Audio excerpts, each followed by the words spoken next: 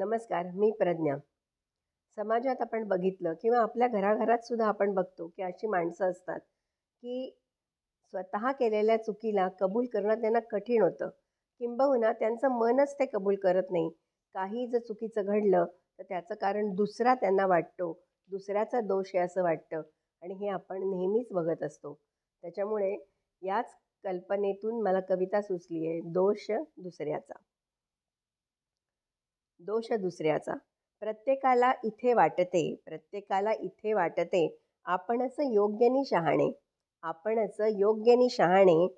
चुका केल्या किती जरी, चुका केल्या किती जरी, दुसऱ्यासच दोषी मानणे. दुसऱ्यासच दोषी जाणणे. कर्माची आपुल्या जबाबदारी, फळास पाहुणी उचलणे. म्हणजे जर काही छान त्याच्यामधून रिटर्न मिळणार असेल हल्लीच्या भाषेत, तरच ते कर्म आपण केलं हे सांगायला जावं. आणि जर काही लोक नावं ठेवणार असेल, तर तो मी नव्हे अशा पद्धतीची ही वृत्ती आहे. म्हणून कर्माची आपुल्या जबाबदारी, फळास पाहुणी उचलणे.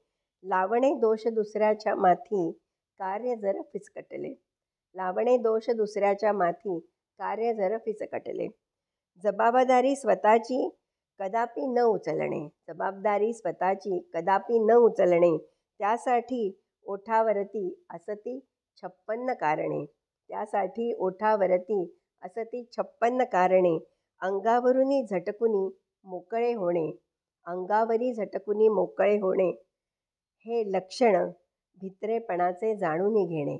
अशा लोकांना मला नेहमी सांगावंसं वाटतं की ही वागणूक म्हणजे भित्रेपणाची आहे. स्वतः जे करतो त्याचं क्रेडिट डेबिट जे काय आहे ते आपण स्वतःच घ्यायला शिकलं पाहिजे, तरच आपण मोठं होत असतो. हा भित्रेपणा सोडला तर उत्तम. म्हणून मी म्हटलं आहे, अंगावरून झटकुनी वेगळे होणे, लक्षण हे भित्रेपणाचे जाणून घेणे. मुद्दा पटला ना तुम्हाला? लाईक करा, फॉरवर्ड करा आणि बेल आयकॉन प्रेस करून चॅनेल सबस्क्राईब करा. धन्यवाद.